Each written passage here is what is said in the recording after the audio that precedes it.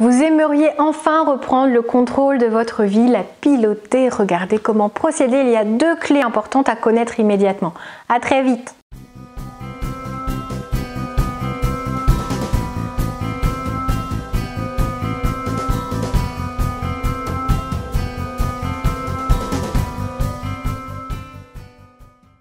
Bonjour à tous, je m'appelle Valérie Sauvage, je suis coach de vie.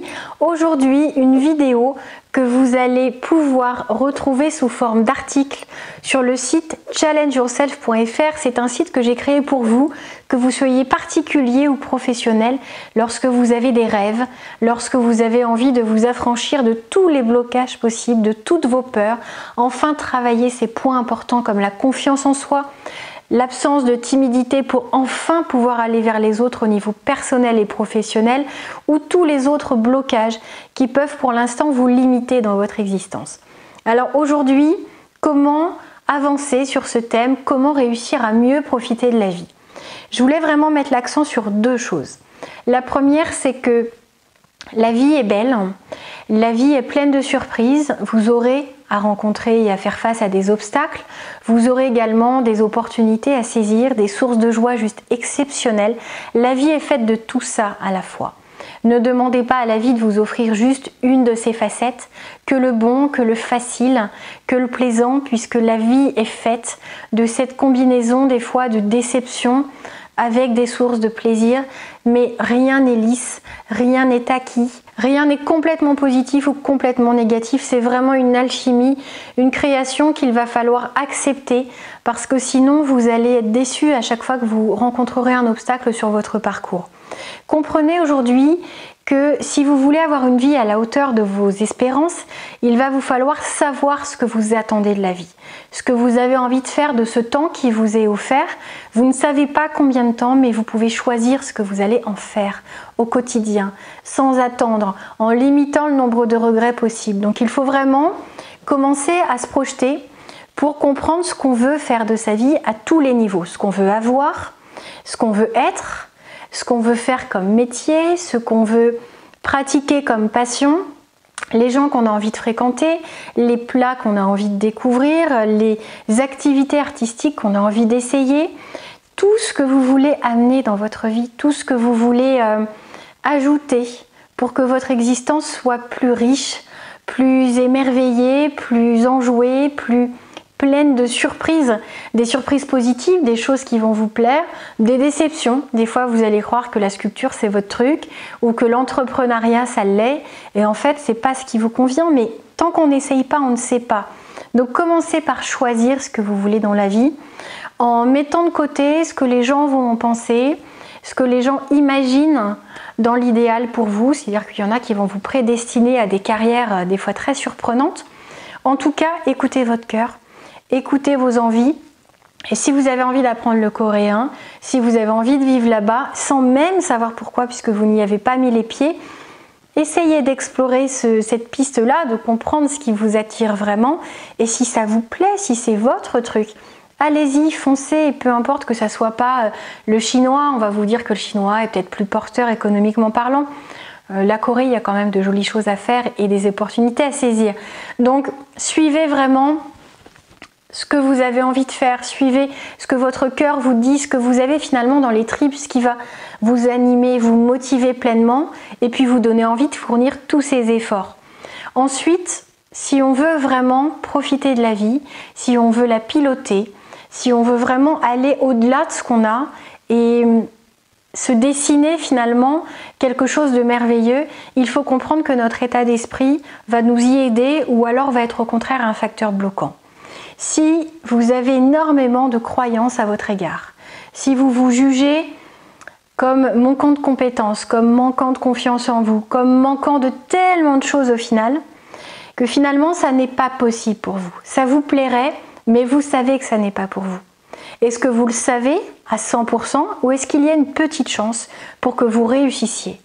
Si vous faites tout ce qu'il faut, puisque ce que vous me citez par exemple, la timidité, le manque de confiance, le manque de compétences, clairement tout ça, ça se travaille. Donc pourquoi se priver d'au moins faire tout ce qu'il faut pour mettre toutes les chances de votre côté, pour aller au bout de vos rêves et vous créer cette vie dont vous avez follement envie. Donc, construisez cette chose, achetez des livres sur les sujets, faites-vous coacher, regardez des vidéos, avancez pas à pas, soyez indulgent et patient, vous ferez des fois des erreurs, vous n'aurez pas choisi le meilleur livre, ou vous aurez voulu essayer tout seul de lutter contre votre manque de confiance en vous, et 2 ans après ça n'aura pas changé, faites-vous accompagner dans ces cas-là. Mais en tout cas, sachez que votre état d'esprit, ce que vous allez croire sur vous, sur vos capacités, sur ce que le destin vous réserve ou pas, il y a des gens qui sont convaincus que leur vie va être semée d'embûches, qu'ils n'ont pas de bonne étoile, que tout sera compliqué, difficile pour eux, que de toute façon ils n'arrivent à rien. Clairement, ça va être compliqué de profiter de votre vie avec cet état d'esprit négatif, pessimiste, limitant. Ne vous dénigrez pas. Ne vous concentrez pas que sur ce que vous n'arrivez pas à faire. Moi, il y a plein de choses que j'arrive pas à faire. Ce midi, je cuisine bien, et ce midi, j'ai raté du riz. Je ne sais même pas pourquoi. En fait, je crois que j'avais mis l'eau vraiment trop forte. Et c'était clairement une bouillie de riz. Eh bien, tant pis, ça arrive. On n'est pas obligé de toujours tout réussir. On n'est pas obligé de tout maîtriser. Il faut comprendre que vous aurez des domaines de vie dans lesquels vous serez complètement à l'aise, que vous saurez vraiment maîtriser, dans lesquels vous serez vraiment performant et vous excellerez. Comme il y a d'autres choses, vous aurez beau vous entraîner, ce ne sera pas votre truc. Mais même ceux qui font des carrières incroyables ont réussi à développer cet état d'esprit en se disant, en montrant patient, persévérant, déterminé, en m'entraînant, je vais y arriver. Je vais y arriver parce que je sais que j'en ai tellement envie que ça va me donner cette force, cette énergie, ça va finalement aligner les étoiles ou appelez ça comme vous voulez, mais en tout cas faire en sorte que ce rêve devienne réalité.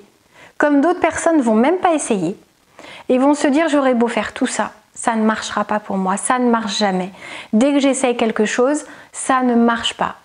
Est-ce que clairement vous pensez que tous ceux qui ont réussi, quel que soit le domaine, quel que soit ce qu'on met derrière ce mot de réussite, ont tout eu du premier coup, facilement, sans effort? C'est le fruit des fois d'un acharnement, même plus que de la persévérance.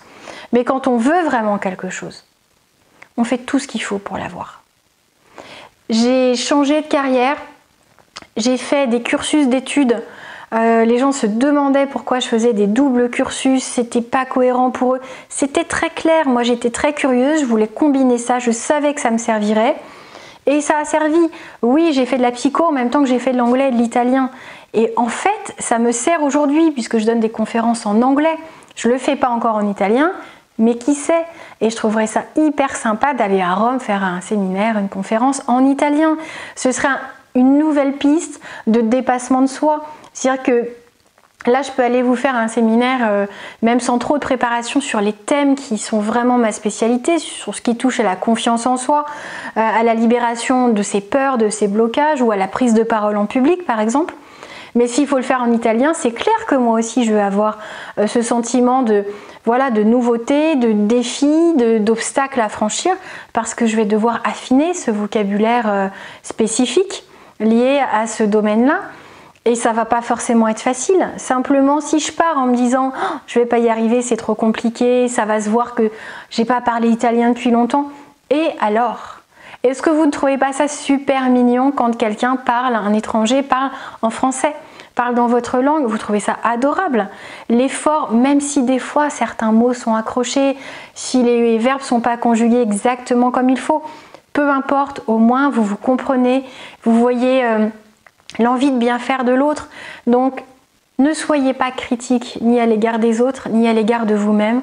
Adoptez un schéma de pensée positif, confiant, bienveillant, et vous verrez que vous arriverez à profiter de la vie, à la piloter, à reprendre en main finalement ce que vous avez envie de reprendre en main, et à adopter peut-être de nouveaux automatismes pour donner un nouveau sens, pour prendre la bonne direction, pour choisir une vie qui vous correspond pleinement.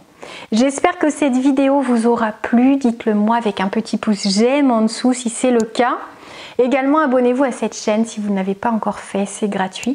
Ça vous permet de ne pas perdre de vue ce qui peut vous apporter de l'enthousiasme, de l'énergie, de l'envie et puis des clés des méthodes pour enfin vivre la vie que vous méritez. On se retrouve sur le site challengeyourself.fr pour plus de détails et d'articles sur ces sujets. À très bientôt, au revoir.